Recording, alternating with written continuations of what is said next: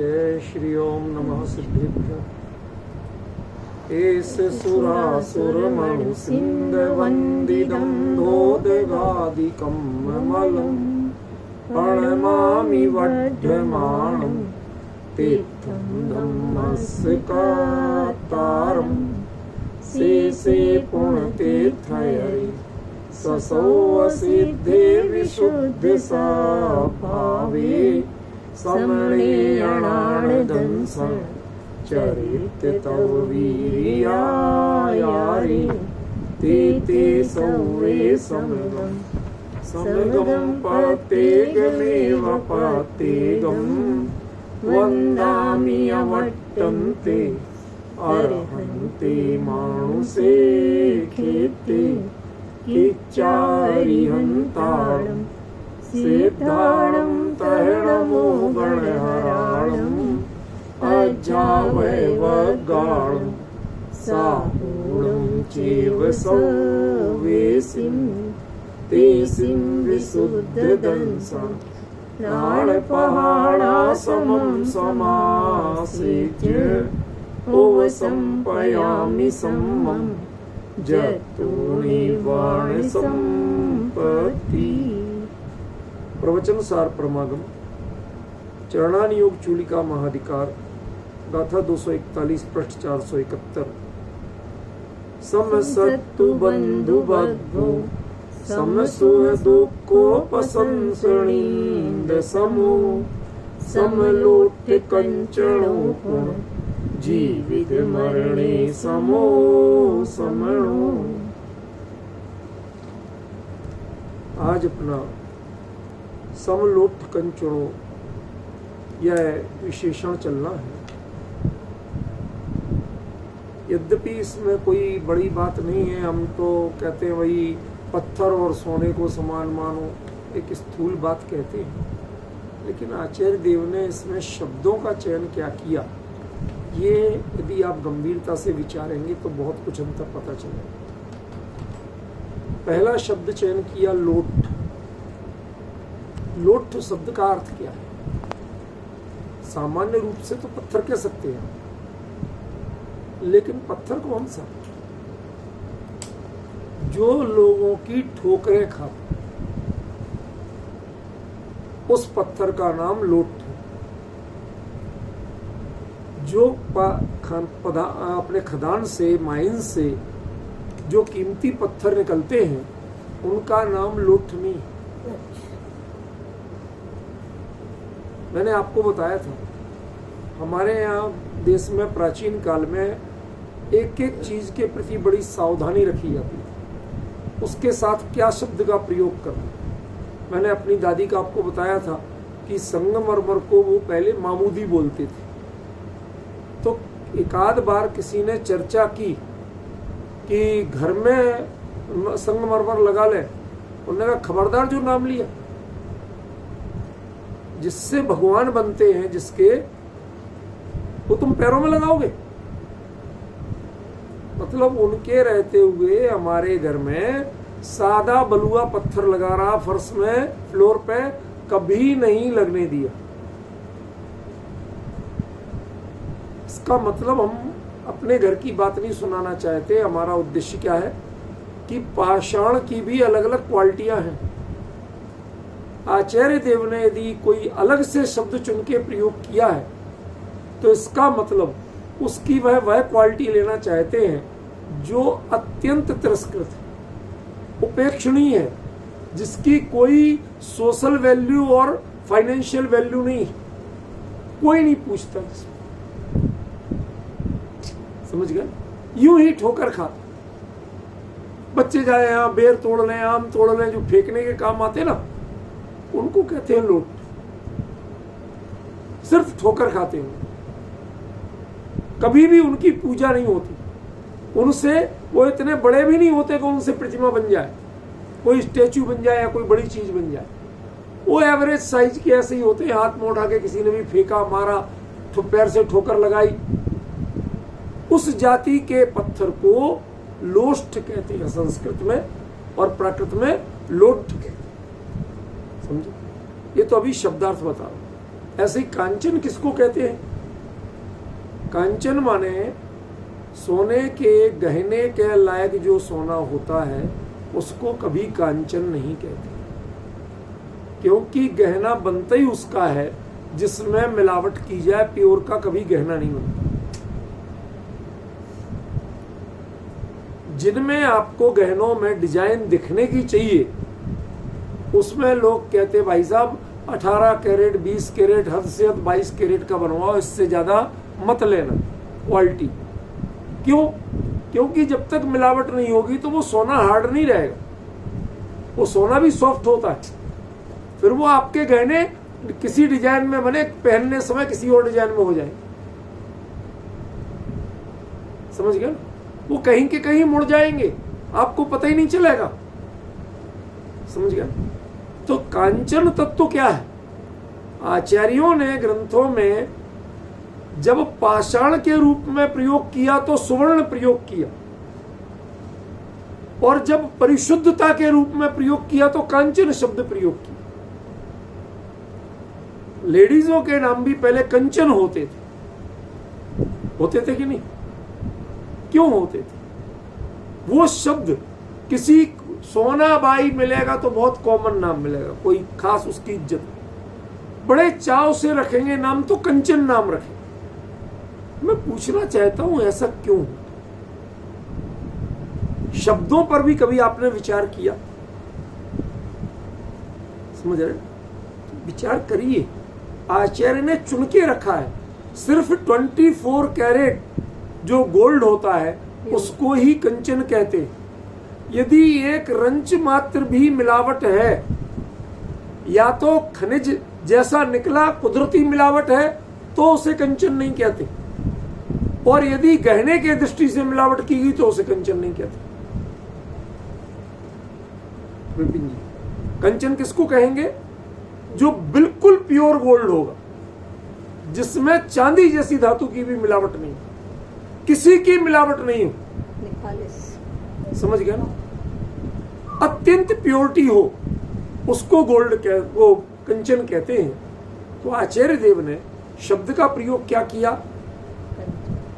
एक और लोस्ट और एक और कांचन। अकेला उद्देश्य उनका कीमत दिखाना नहीं,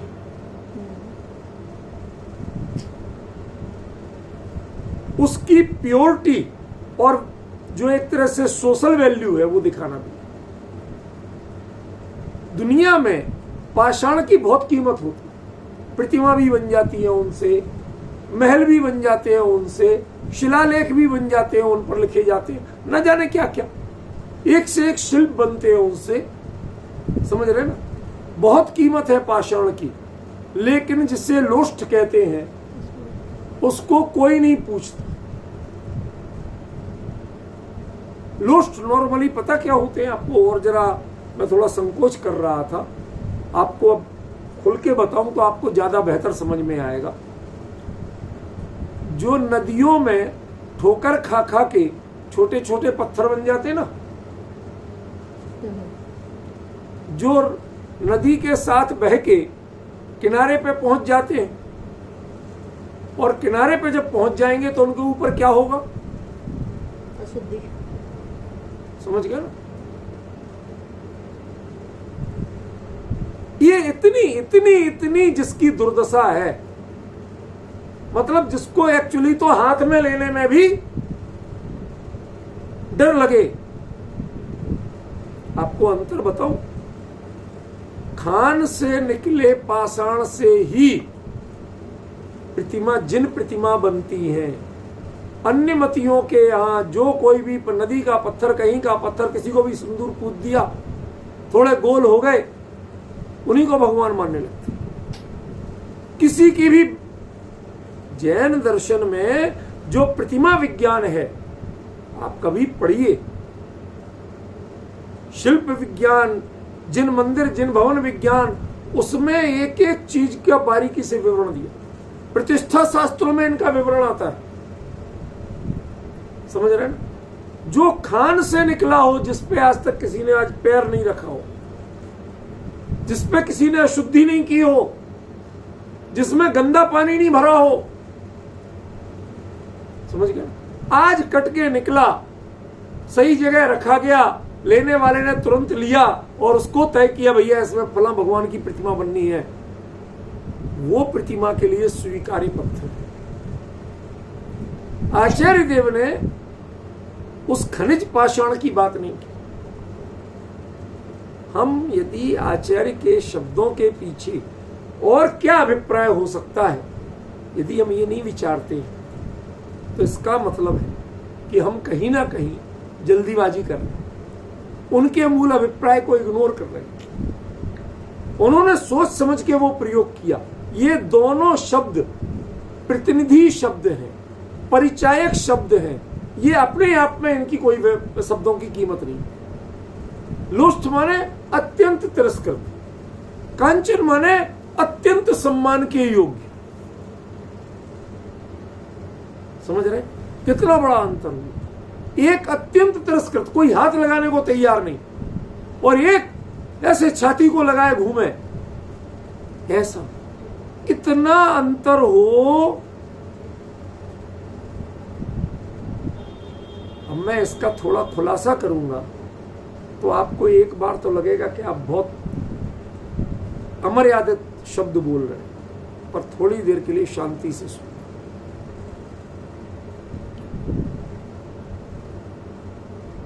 हमारे यहां तो ये भी कहा जाता है कि मंदिर की देहली पे भी जो पत्थर लग गया उसको भी हम हाथ लगा के, माथे को लगा के जाते हैं। कई लोग कहते हैं साहब उन पे तो हम पैर रखते हैं। कि पैर क्या अपने कंधे पे ले लोगे? चलोगे तो पैरों से ही। अब जिन दर्शन करने जाना है तो पैरों से नहीं जाओगे तो कैसे जाओगे? अंतरिक्ष यात्रियों की तरह ऐसे ऐसे उड़ते जाओगे? पैरों से जाना मजबूरी है, लेकिन यह अपमान का प्रतीक नहीं। पैर रखे जाना यह अपमान का प्रतीक नहीं है। हम उनका सम्मान पहले करते। हम बोलते हैं दृष्टम जिनेन्द्र भवनम भवतापहारी। दूर से मंदिर दिखा, उसको हमने संसार के ताप को दूर करने वाला, उसकी ही वहीं जय जयकार कर ली। सौभाग्य मनाया, अरे हमें मंदिर दिख गया।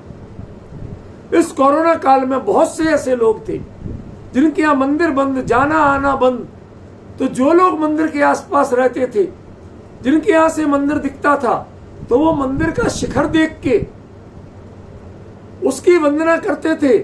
वहीं से उसको देखते हुए पूजा कर लेते थे। भगवान नहीं दिख रहे, शिखर देख के पूजा कर लेते थे। क्यों? क्योंकि हमारे यहां जिन भवन, जिन मंदिर, ये नवदेवता में शामिल है, ये बराबर से पूज्य। उसमें देहली का लगा पत्थर भी तिरस्करणीय नहीं है। लेकिन कुछ पत्थर ऐसे होते हैं जो मंदिर की देहली तक भी नहीं लाए जाते, उनको लोष्ट कहते हैं। जिनका आचरण इतना तिरस्करणीय हो, इतना निंदनीय हो कि जो कभी मंदिर में जिनेन्द्र भगवान की प्रतिमा को छूने के पात्र नहीं। अभी थोड़ा थोड़ा मैं आपको ऊपर उठाऊंगा, इस शब्द से थोड़े भावों तक ले जाऊंगा, फिर परिहार विशुद्धि तक ले जाऊंगा। क्रम से चलता हूं मैं। एक विषय को पूरा खोलना है हमें, टच करके नहीं भागना। जरा विचार करिए। यूं तो हम कहते हैं किसी को, मनुष्य मात्र को जो अपना है वो जिनेन्द्र दर्शन पूजन प्रक्षाल करे, कौन रोकता है? अपवित्र अपवित्रो वा पढ़ते हैं।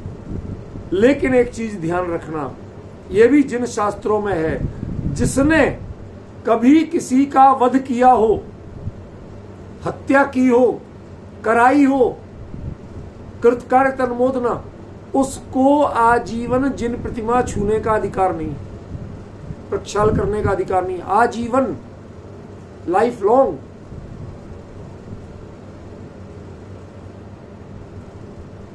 सात व्यसन में से किसी भी व्यसन का सेवन करता हो, जुआ खेलना, गैम्बलिंग, दाव लगाना, सट्टा खेलना, ये सब उसमें आते हैं। समझ गए ना? किसी भी रूप में करता हो, उसे जिन प्रतिमा छूने का अधिकार नहीं।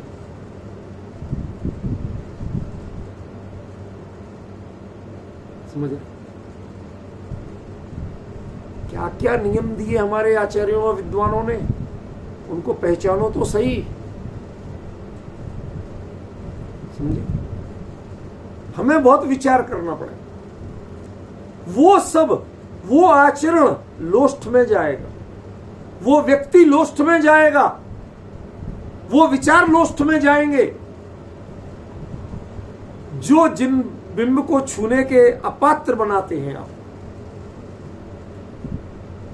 अब जरा छाती पे हाथ रख के देखना कि वो नदी में जिस पे शुद्धि की जा रही है उस लोष्ठ के लिए आपने कह दिया था, अब आप कौन से लोष्ठ में हो, या पाषाण में हो या कंचन में हो?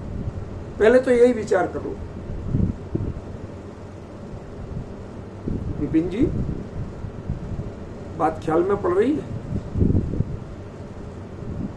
अरे हम जिनवाणी में कोई शब्द कहे तो उनके लिए जरा पहचानो तो सही। आचार्य ने ये प्रतीकात्मक कहे, क्यों? क्योंकि मुनिराज के लिए तो पत्थर हो या सोना हो सब समान ही होते हैं। ये असल में वो वैसा नहीं है। ये दोनों शब्द प्रतीकात्मक है। अत्यंत पवित्र आचरण वाला हो और चाहे अत्यंत निकृष्ट आचरण वाला हो,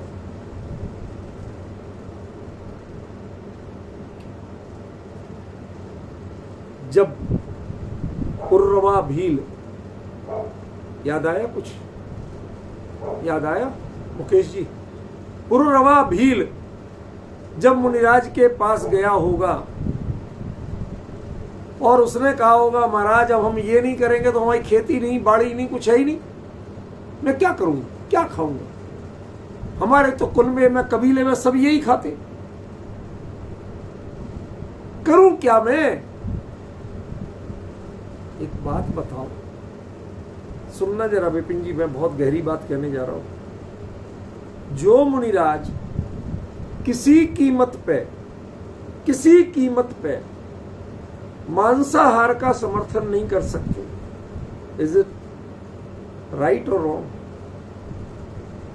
पक्की बात है ना? उन्होंने किन शब्दों में कहा होगा कि चल भाई तू और जो नहीं करे तो नहीं करे, के लिए कौवे का मांस छोड़। इधर जोर डाल लगे, कुछ चोट लग रही है कि नहीं?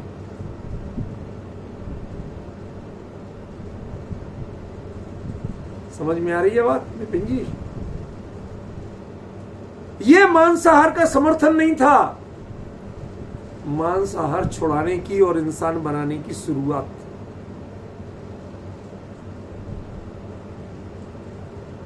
एक लोष्ठ को कांचन बनाने की शुरुआत थी। था वो लोष्ठ, कोई शक नहीं, लेकिन उसको परिष्कृत करके कांचन बनाने की शुरुआत। समझे? तिरस्कार उसका नहीं कि उसने मांसाहार नहीं छोड़ा, सत्कार उसका कि तूने मांसाहार छोड़ने की शुरुआत की, संकल्प तो लिया। आज उसे बुरा मानना तो शुरू किया। मैं बताऊं, जब सम्राट अशोक दिग्विजयी सम्राट बना, उसके अंतरराष्ट्रीय बड़े बड़े संबंध हुए। सीरिया तक उसका राज्य था, जो आज का सीरिया है ये तो उसके बॉर्डर का था, बिल्कुल वहां तक उसका राज्य था। पूरा अफगानिस्तान उसके राज्य में शामिल था। समझ गए ना? ये जो आपका दुबई वगैरह है ना, सब आ जाता था उसका। और वो सबके राजदूत उसके वहां रह रहे, और जब ठीक है राजा है तो फिर उसके भोजन व्यवस्था भी वही करेगा। तो वो लिखता है कि पुरा महानसम्मी बहुनी पान सत सहसानी आर भरे सूफाता है। लोगों में ये जो हमारे राजदूत वगैरह दुनिया के अंतर्राष्ट्रीय संबंध के लोग आते थे, इनके लिए राजा, आखिर राजा की रसोई ही कहलाएगी। वो शंकर दयाल शर्मा जी थे, बेचारे शुद्ध शाकाहारी, जैनियों की तरह छान के पानी पीने वाले। एक दिन जब भेंट हुई तो कहते रो रहे, दुखी हो रहे कि क्यों सर आप क्यों दुखी हैं महामहिम? कहते काय के महामहिम, मेरे नाम से निविदाएं निकलती हैं इतने टन मांस की, इतने लीटर दारू की। भारत के महामहिम राष्ट्रपति की ओर से निविदा जारी की जाती। क्यों भाई साहब, यही लैंग्वेज होती है कि नहीं होती है? कहते मैं जिंदगी में छुई नहीं, शराब नहीं छुई, मांसाहार नहीं छुआ, नाम ले ले कोई तो उस दिन भोजन और नहीं किया जाए, और उसके नाम से निकलती। आप समझ गए? ऐसे ही वो कहलाएगी तो राजा की रसोई था वो विदेशी लोगों के लिए। तो वो कहता लाख प्राणी मारे जाए, इतने लोग उसके होते थे वैसा खाने वाले। वो लिखता है यदायम धर्मलिपि लिखता, जब मैंने ये धर्मलिपि लिखी, अहिंसा को स्वीकार किया, ती एव प्राणा, 3 ही प्राणी कुल मारे जाते हैं। कहां 1 लाख और कहां 3। और वो संकल्प करता है कि मैं ऐसी व्यवस्था करूंगा कि आगे से ये 3 प्राणी भी मारे ही नहीं जाए, किस भोजन के लिए वध हो ही नहीं किसी प्राणी की। शुरुआत करने से होती है, एकदम से सब कुछ नहीं भी छूटे। उतना पुरुषार्थ चाहिए, उतना आत्मबल चाहिए, नहीं भी हो, लेकिन जिसने आप बढ़ किस दिशा में रहे ये बताइए। समझ गए? जब आप बढ़ सही दिशा में रहे हैं तो आपके बढ़ने का जो भाव है वह प्रशंसनीय है, जो आपकी कमजोरियां हैं वो प्रशंसनीय नहीं। पॉइंट समझ। अब तय करना है कि हम कितने लोष्ट हैं और कितने कांचन। अपनी कॉपी खुद जांचना, अपने लिए खुद नंबर देना। समझ में आया? अभी तो लोष्ट से कांचन नहीं बन पा रहे। और आचार्य देव क्या कहते हैं कि तुम्हें ना लोष्ट का तिरस्कार मन में आए, ना कांचन का सत्कार मन में आए। इनसे कांचन वगैरह होता क्या है? इससे इतने ऊपर उठ जाओ, इतने ऊपर उठ जाओ कि वो चीज तुम्हारे उपयोग को, वो तुम्हारे विचार को, वो तुम्हारे विकल्प को कभी आंदोलित न कर।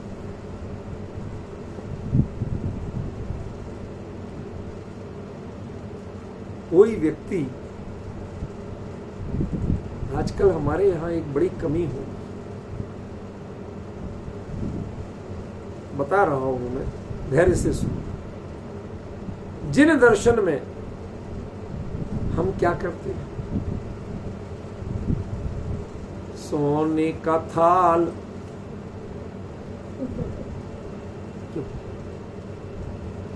ये क्या है? ये पूजनों में, स्तुतियों में ये सोना क्यों घुस गया? बासमती सुखदास के क्यों घुस गए? मेरे पॉइंट समझ रहे कि नहीं समझ रहे? ये भगवान को क्या सुना रहे आप? जिन्हें इन चीजों से मतलब नहीं, जो उनके गुणों में शामिल नहीं, जो उनके व्यक्तित्व से मेल नहीं खाते, वो आप बखान कर क्यों रहे हो? तुम्हें उसका विकल्प क्यों है? अरे महाराज आपके लिए सोने के था। क्यों भैया? मैं तो हाथ में ले जाऊं चावल तो शायद पुण्य कम होगा। तुम सोने के थाल में ले गए, उसकी कीमत ज्यादा होगी। मेरी हैसियत जितनी थी वो चावल ले जाऊं तो पुण्य कम है, और वो बड़ा कीमती सुखदास के बासमती ले गया तो पुण्य ज्यादा हो जाएगा। अरे भाई, तुम अपनी सामर्थ्य के अनुसार हीन सामग्री पूजन में मत चलाओ। इसके लिए तो वो बात ठीक है, लेकिन भगवान को सुनाने के लिए ये बात ठीक है। 3 लोक के नाथ जो इन विकल्पों से ऊपर हैं, उनके सामने आपको आज भी बासमती सुखदास के दिखते हैं, केसर का और कर्पूर ये सब दिखते हैं। समझ में आया ना?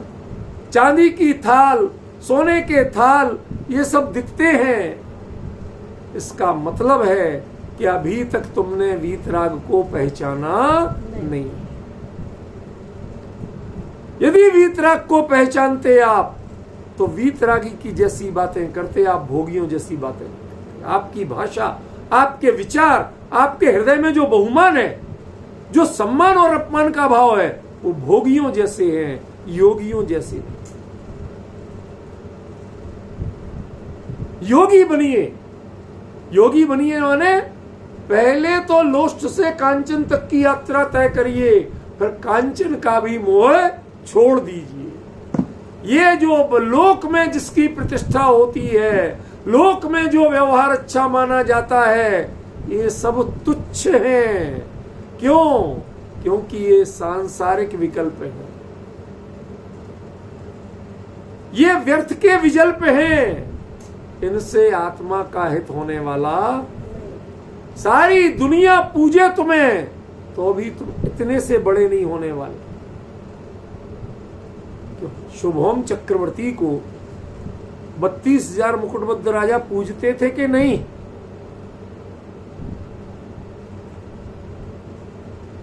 विपिन जी बताइए, पूजते थे कि नहीं? अब भाई हर चक्रवर्ती को पूजते हैं, उसमें कौन सी चमत्कार की बात?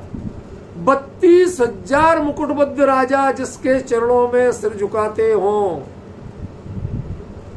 मुकेश जी, वो 32,000 मुकुटबद्ध राजाओं के द्वारा पूज्य होते हुए भी उसके परिणाम यदि लोष्ट से भी गए बीते हुए, तो सातवें नरक की दुर्गति से कोई बचा सका?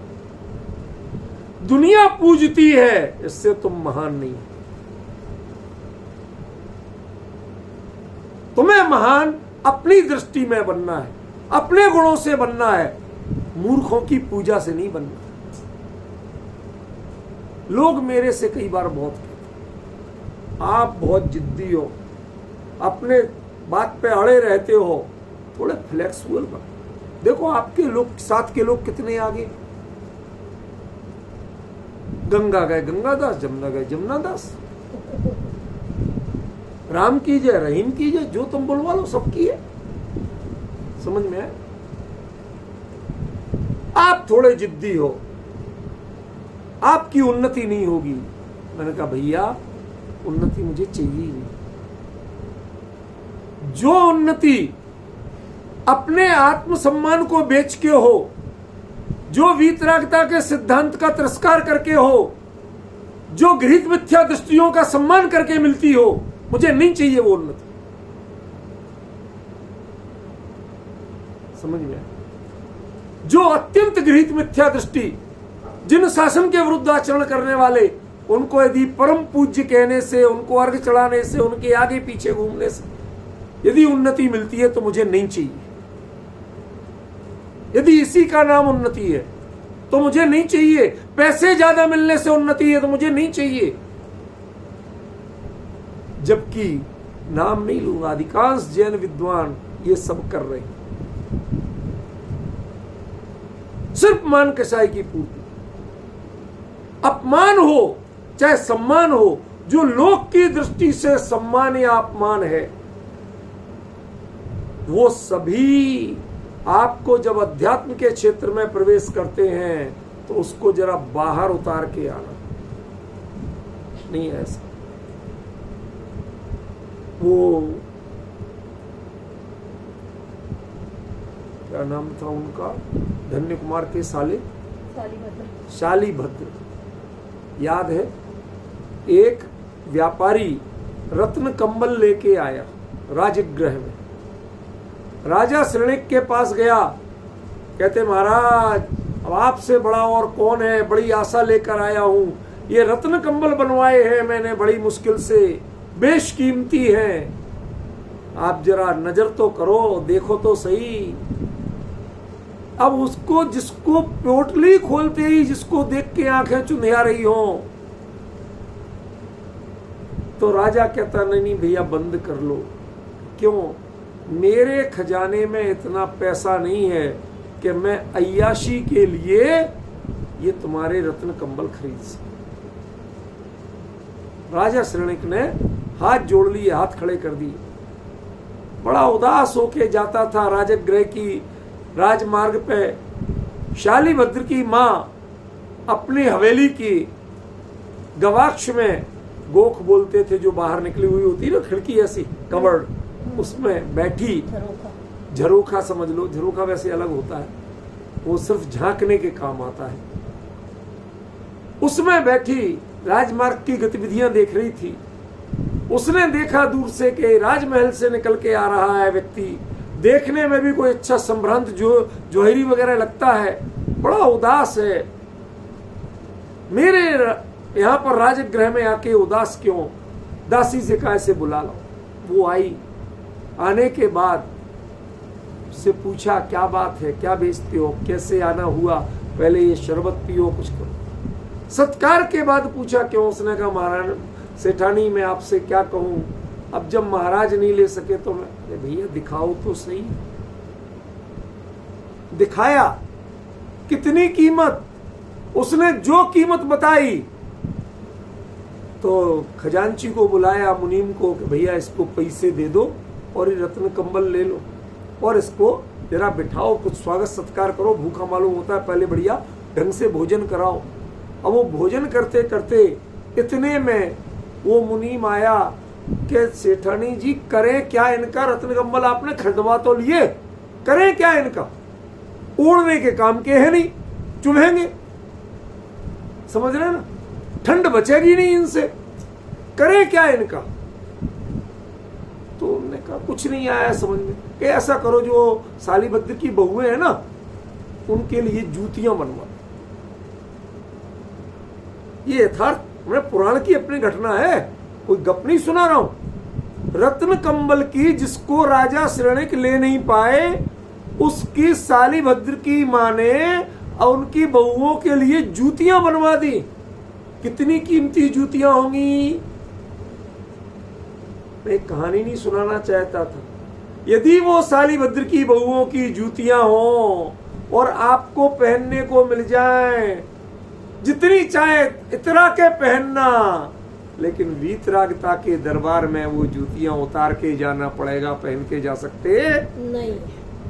ये मुद्दा था मेरा बताने का, वो तो बताना पड़ा, समझी?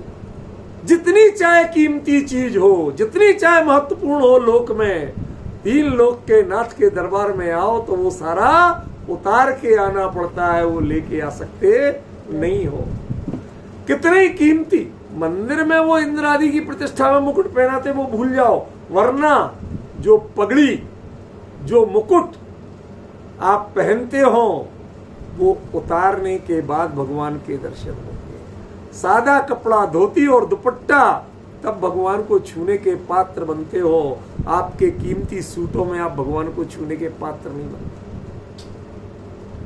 यह हमारे प्रतिष्ठाचार्यों के लिए धिक्कार है कि जो मांडलों पर और भगवान के विधान में इतने बड़े आयोजनों में सूटेड, मोजे तक पहने, टाइयां पहने, बेल्ट पहने, पर्स जेब में और उनके कपड़े के ऊपर दुपट्टा डाल के, हाँ भाई 11,000 रुपए का एक कलेक्शन का भी मांडले में विराजमान करो, लाओ भाई सेठ जी को लाओ, दुपट्टा डाला उस सूट के ऊपर और वो मांडले में।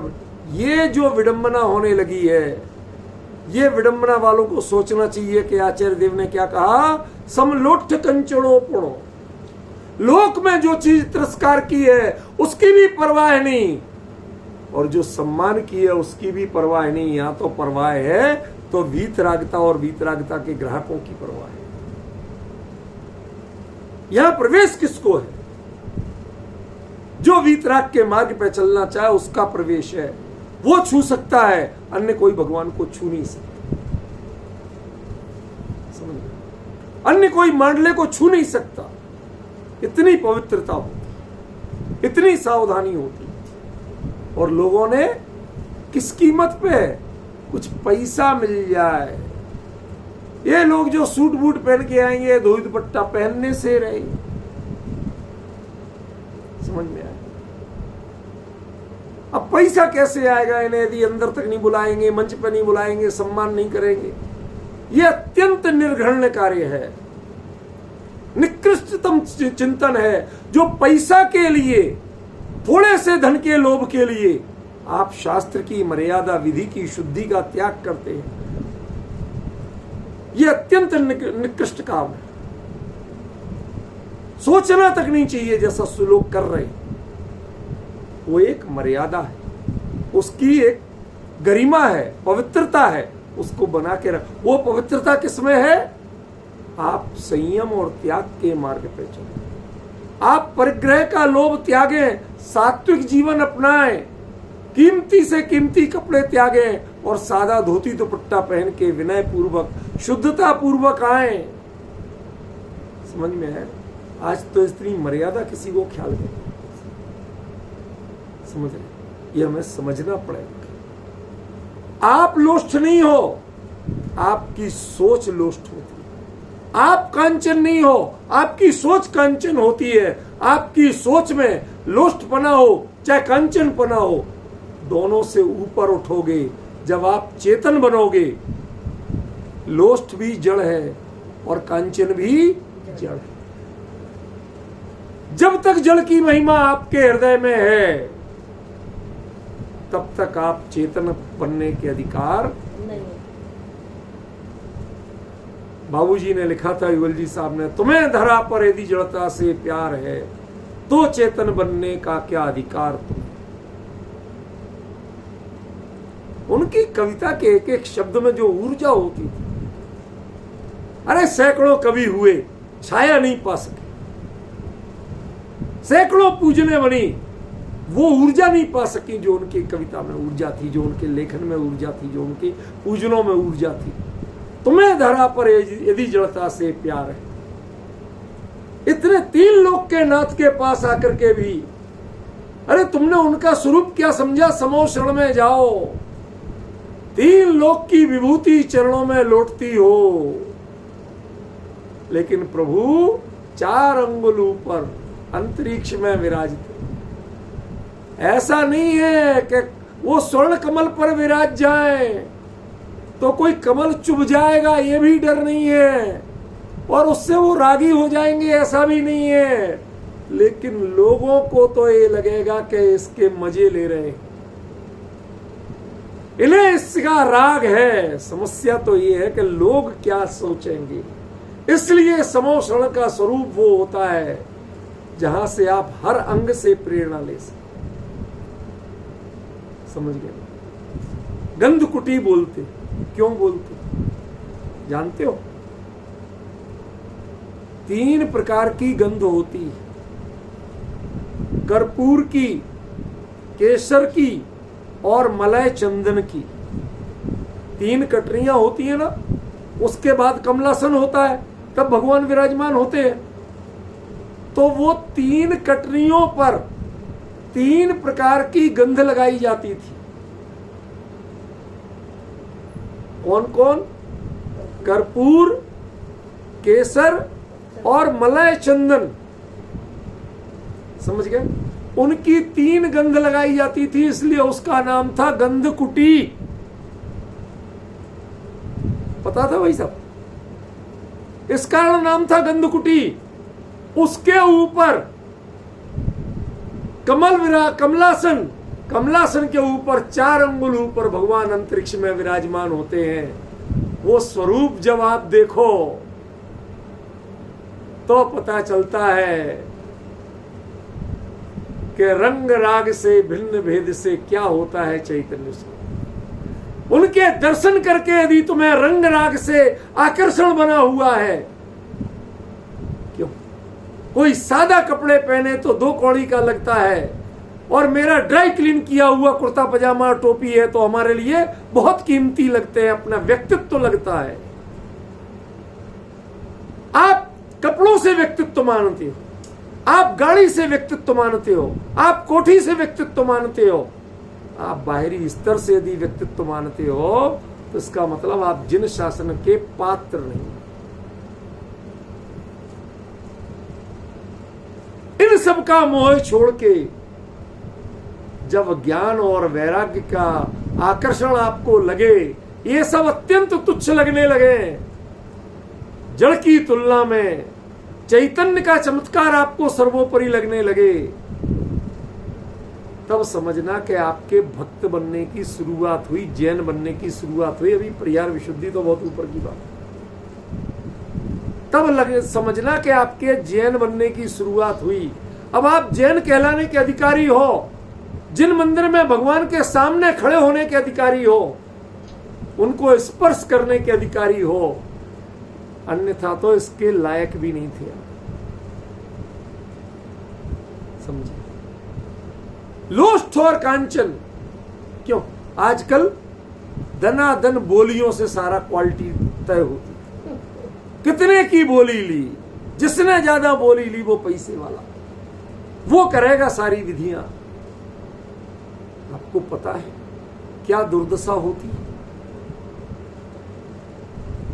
हम प्रत्यक्षदर्शी हैं, बोल नहीं सकते क्योंकि कहीं तक बात जाती है, कहां तक जाएंगे, हम बोल नहीं सकते। नाम तो नहीं बोलते, बात भी बोलेंगे तो कहीं तक लोगों को पीड़ा हो। हम नहीं चाहते किसी साधर्मी को पीड़ा हो, लेकिन 3 लोक के नाथ की विधियों में, प्रतिष्ठा जैसी विधियों में जुड़ने वाले, और यदि व्यसन का सेवन करते हो, अपवित्र पदार्थ का सेवन करते हो, मैं प्रत्यक्षदर्शी हूं उनके जीवन की क्या दशा। अरबों में खेलने वाले, अरबों में, लाखों करोड़ों की बात नहीं कर रहा हूं। आज देखो तो पहनने के लिए चप्पल नहीं रह गई।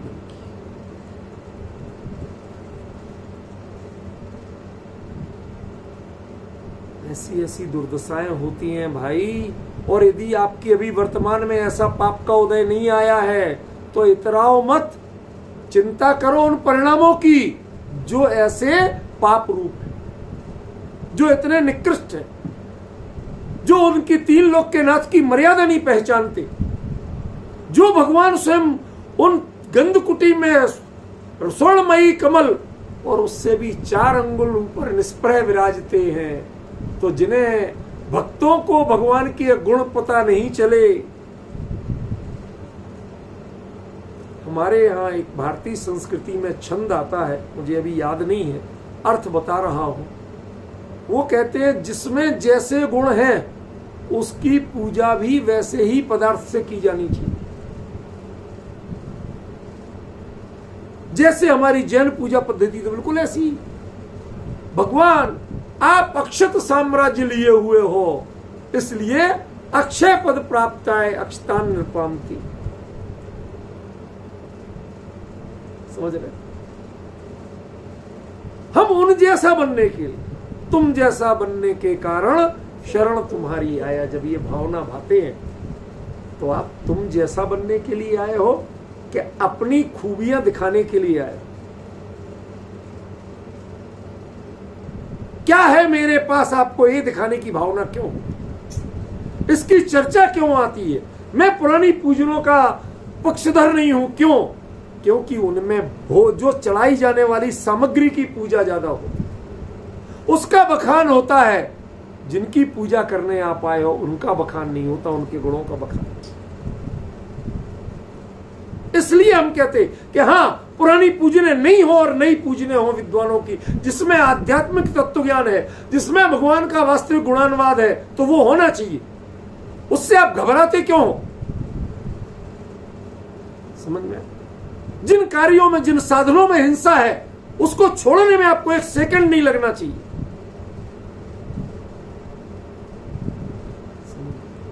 लेकिन आपको उसका पूर्वाग्रह होता है।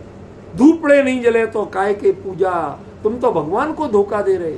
अरे भले आदमी, उन 3 लोक के नाथ के दरबार में एक जीव की हिंसा, उसका विचार तक स्वीकार्य नहीं है, और तुम अनंत जीवों की हिंसा करने का उपदेश दे रहे हो। क्या गति होगी तुम्हारी? कभी अपने आप में अकेले में अपने आप से सामना करके देखना, अपने हृदय में झांक के देखना, तुमने जीवन में अपने मान कषाय की खातिर, दूसरे के तिरस्कार की खातिर कितने पाप बांधे। ये सोनगढ़ वाले धूप नहीं जलाते हैं तो हमारा बिना धूप के पूजन हो ही नहीं सकती, क्योंकि हम तो विरोधी हैं। अरे भले आदमी, तुम सोनगढ़ का विरोध करते हो कि 3 लोक के नाथ की पूजन करते हो? तुम्हें चिंता और भय होना चाहिए तो उनका कि उनकी मर्यादा का उल्लंघन नहीं हो जाए। हम लोग तो हैं क्या? हमारा विचार तुम्हें 3 लोक के नाथ के सामने कैसे आता है? क्यों ये शत्रुता का भाव दिखता है? कम से कम 3 लोक के नाथ के दरबार में पहुंच के तो ये शत्रुता का भाव छोड़ दो। उस समो शरण में शेर और हिरण ये विचलित नहीं होते, हिरण को भय नहीं लगता बगल में शेर बैठा है, और आपकी अभी भी शत्रुता जीवित है। समझ गए? ये बड़ा चिंता का भाव, बहुत सोचनीय है। ये हमारे परिणामों की दशा सोचनीय है। ज्ञानी जीव क्या कहते हैं? समलोट कंचनों को।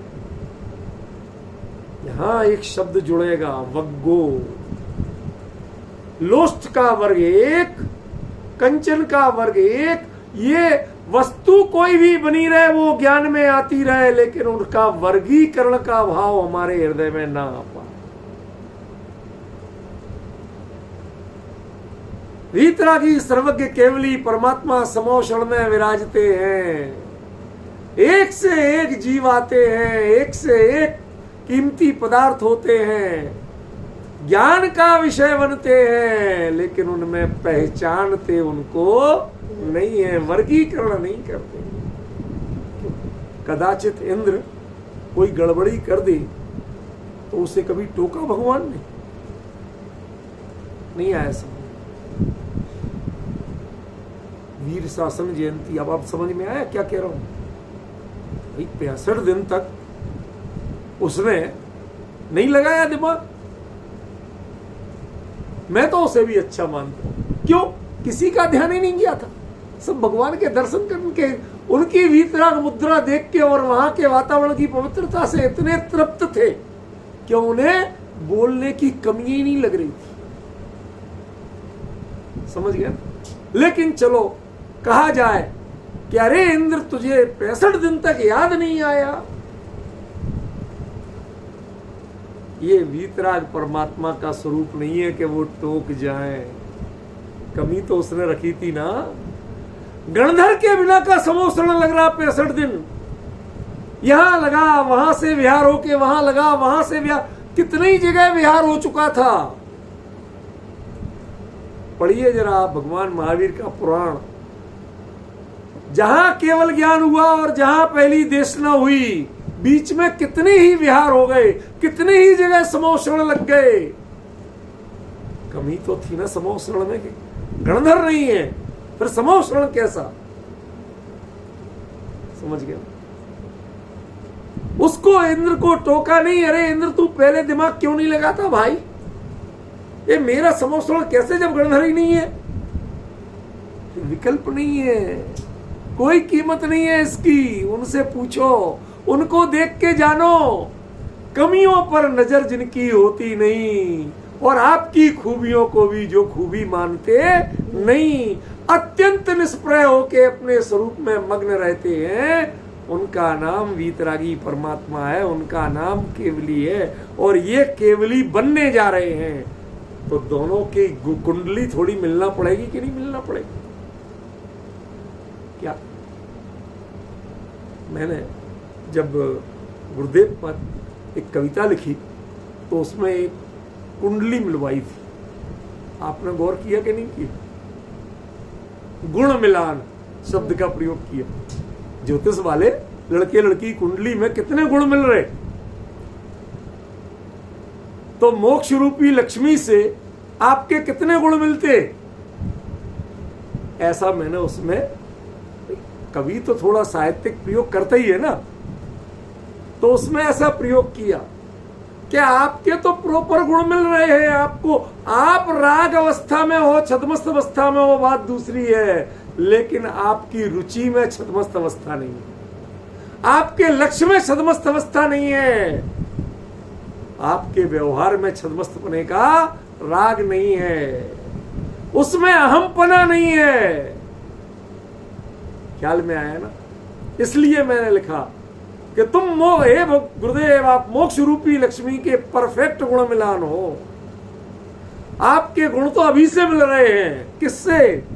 मोक्ष रूपी लक्ष्मी से। संसार में कोई स्त्री नहीं जिससे आपके गुण मिल जाए। विपिन जी समझ में आ रहा है? आपके गुण किससे मिलना चाहिए? आपके विचार किससे मिलना चाहिए, आपके आचार किससे मिलना चाहिए। यदि आपको परिहार विशुद्धि चाहिए, परिहार विशुद्धि माने केवल ज्ञान का वीजा, समझ गए? केवल ज्ञान का वीजा चाहिए तो आपके विचार और आचार केवली से मिलना पड़ेंगे, संसारियों भोगियों इनसे नहीं मिलना पड़ेगा। शतमस्त जैसे निर्णय आपके जीवन में नहीं होना चाहिए। आपके चिंतन में अभी से केवल ज्ञान वसना चाहिए, आपके चिंतन में अभी से वीतरागता वसना चाहिए। राग के भाव कदाचित उदय में दिखे तो भी वो भाव अपने आप भागेंगे और आपको अपने स्वरूप में मग्न रहना है। ऐसी पुरुषार्थ की जाती है।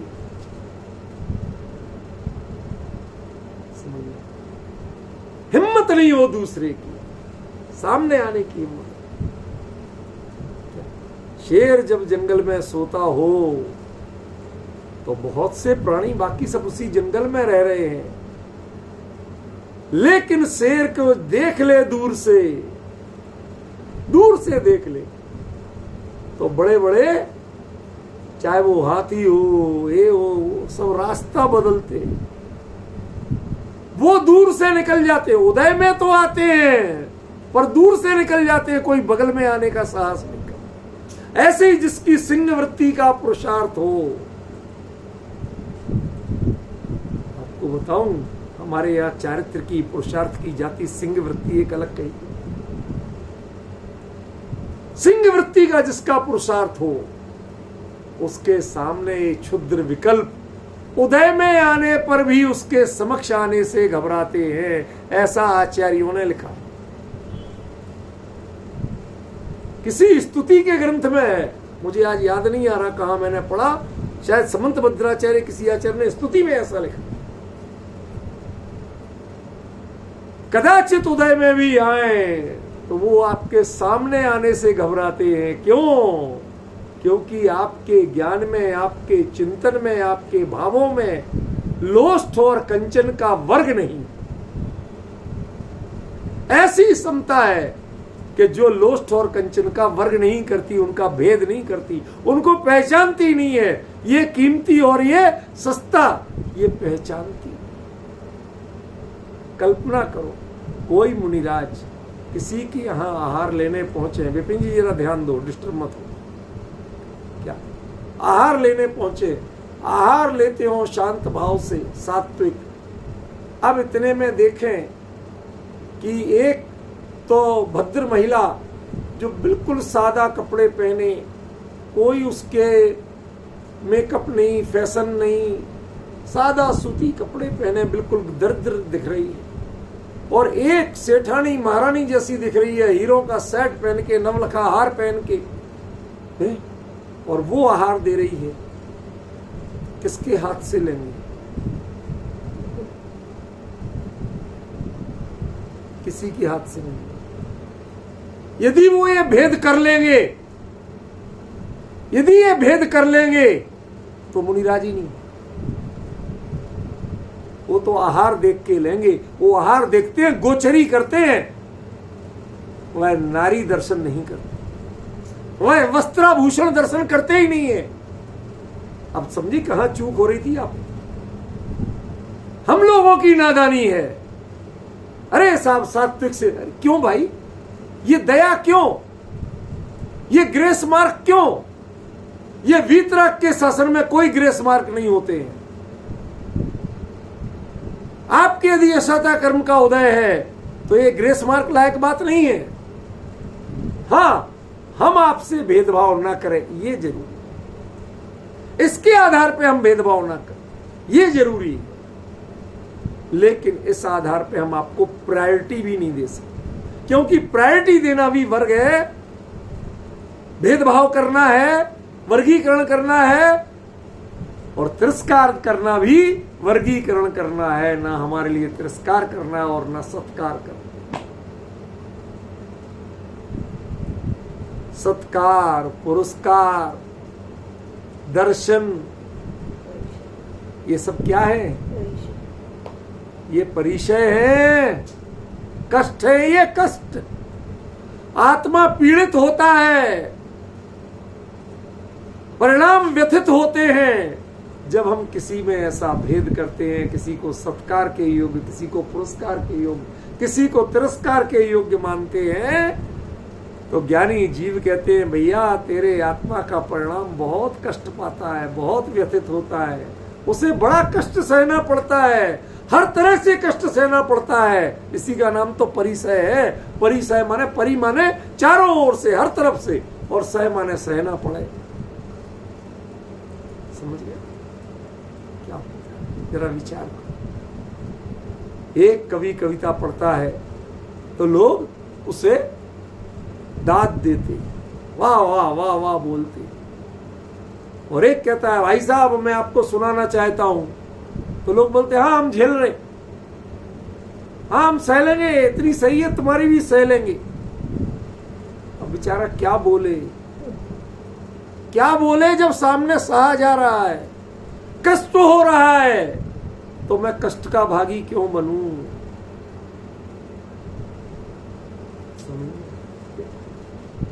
ऐसे ही ज्ञानी जीव जब देखते हैं कि यदि मैंने किसी में वर्ग किया तो वर्ग करते ही वो दोनों में से कोई ना कोई कष्ट पाएगा, वो पाएगा अपना। यदि जो प्रसन्न होगा वो ज्यादा कष्ट पाएगा, जो दुखी होगा वो कम कष्ट पाएगा। ये आप लोग सिर तो बहुत जल्दी हिला लेते हो, समझने की कोशिश नहीं करते मैं क्या कह रहा हूं। जो दुखी होगा वो कम कष्ट पाएगा। क्यों?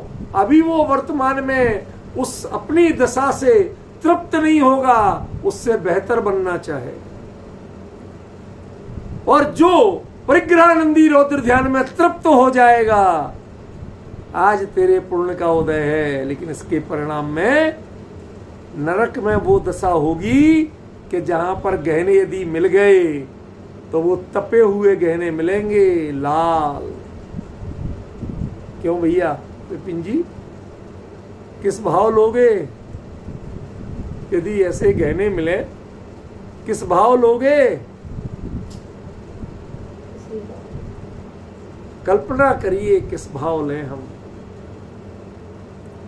समझ गए? कोई ने आपको इतने पोटली सोने के गहनों से भरी, हीरे के गहनों से भरी आपको दे दी, पता चला कि वो व्यक्ति आतंकवादी था और उसके लिए किसी ने बम विस्फोट के बदले में ये दिए थे, और वो गहने आपके यहां पाए गए। अब क्या होगा भैया? कितने कीमती हैं, क्या गति होगी? ये संसार का जो हिंसानंदी परिग्रहानंदी जो रौद्र ध्यान है, साधनों की उपलब्धि में जो तृप्ति का भाव है, कहते वो तो दुखी है ही, ये कोई सुखी नहीं है, ये तो मूर्ख है जो इसमें हर्षित हो रहा है। इसका फल इसे पता नहीं है कि क्या मिलने वाला है। समझ में आया? क्या मिलने वाला है इसका फल पता नहीं है। इसलिए ज्ञानी क्या कहते हैं, इनको पहले तो, ज्ञानियों को तो इनमें वर्ग करना नहीं, और कदाचित वो वर्ग कर लें, कदाचित भेद कर लें, और उस भेद से ये दुखी हुए, तो आपका व्यक्तित्व दूसरे को दुख देने का था क्या? क्या आपने ये पिच्छी कमंडलू, ये स्वरूप जो निर्गंत मुद्रा ली थी, वो इसलिए ली थी क्या? आज तो गर्व से बताते हैं, इतने मेवे, इतने प्रकार के जूस, इतने रस। हमें लोग कहते हैं, जो लोग चौका लगाते हैं महाराजों के, वो कहते हैं भाई साहब आम आदमी का तो महीने भर का बजट एक दिन में चौपट हो गया। इतना महंगा होने लगा, इतना राजसी भोग। और पहले हम लोग चौके का भोजन नहीं करते थे। क्यों? नमक नहीं, हल्दी नहीं, उबला हुआ सादा रखा। क्यों? मुनिराज तो ऐसे ही लेते। ले तप बढ़ावन हेत नहीं तन पोसते तजी रसन। बड़ा है वो स्वरूप था, आज तो कहीं दिखाई नहीं देता। यहां तो सांचे की बात होती। सब लोट कंचड़ों को, जिन्हें लोस्ट में और कंचन के वर्ग करने में कोई इंटरेस्ट नहीं है। सही घटना है रूपल बहन। मैं कलकत्ता में 10 लक्षण में गया था एक बार, तो वहां क्या हुआ कि वहां एक परिपाटी है कि वो सारे जितने किसी संप्रदाय कैसे जो विद्वान आए, सब जैन विद्वानों का 10 लक्षण में जो आए, जो रविवार पड़ेगा तो वो बड़ा बाजार मेन एरिया है जो पुराना दिल्ली में चांदनी चौक है, वहां पर सबको बुलाया, आमंत्रित किया जाएगा, सबका सम्मान किया जाएगा और 2-2, 5-5 मिनट सबको बोलने को दिया जाएगा, ताकि समाज के लोग जो इकट्ठे होते हैं, जो अपनी अपनी जगह एक एक को सुनते हैं, वो सबका थोड़ा थोड़ा सैंपल जान सके कौन कैसा। तो मेरे को, मैं पहुंचा, वहां पहुंचा तो ले गए मंदिर दर्शन करा के लाओ। हमने कि भाई साहब यहाँ तक आए तो दर्शन तो करा दो, आप सीधे मंच पे बैठा रहे हैं, हम 2 मिनट बाद बोल लेंगे और किसी से बुलवा लेना, दर्शन तो करा दो, पर मुझे जाना भी है। लेके गए, अरे देखो सब इतनी रत्नों की प्रतिमाएं, इतनी सोने की, इतनी चांदी की, इतनी अष्टधातु की, सब दिखाई। दर्शन करके आ गया। हमने कहा बढ़िया है, धन्यवाद इनको, इनने हमें मसाला दे दिया। मैंने वहीं बोला, हमने कहा भाई साहब हम तो आपके यहाँ आए थे, हमने इनसे बहुत हाथ जोड़ के विनती की कि हमें भगवान के दर्शन करा दो, जिन मंदिर के दर्शन करा दो, पर इन्हें दर्शन नहीं करा। तो हमें एक वो उत्तेजित होकर खड़े होने लगे। मैंने कहा देखो, मैं तो वीतराग के दर्शन करने आया था, इन्होंने सोने के दर्शन कराए, चांदी के दर्शन कराए, रत्नों के दर्शन कराए, अष्टधातु के दर्शन कराए, जिनेंद्र के दर्शन नहीं कराए, एक की भी पहचान नहीं बताई। अब वो आदमी चक्का कहते ये मैं कहां फंस गई, किसके हाथों फंस गया मैं। सोचने की, वीतराग भगवान में भी हमने रत्नों से कीमत कर ली, सोने से कीमत कर ली, चांदी से कीमत कर ली, वीतरागता की कीमत नहीं की। ये हमारी बहुत बड़ी कमी है। समलोट कंचुड़ों को, इसमें एक विषय भी बाकी है, समय हो गया कि वास्तव में परिहार विशुद्धि वाले क्या करते हैं वो बताते हुए जीवित मरणों समो समणो इसकी चर्चा अपन कल करेंगे। समय हो जाता तो हो जाता, उसका उल्लंघन हम नहीं करेंगे।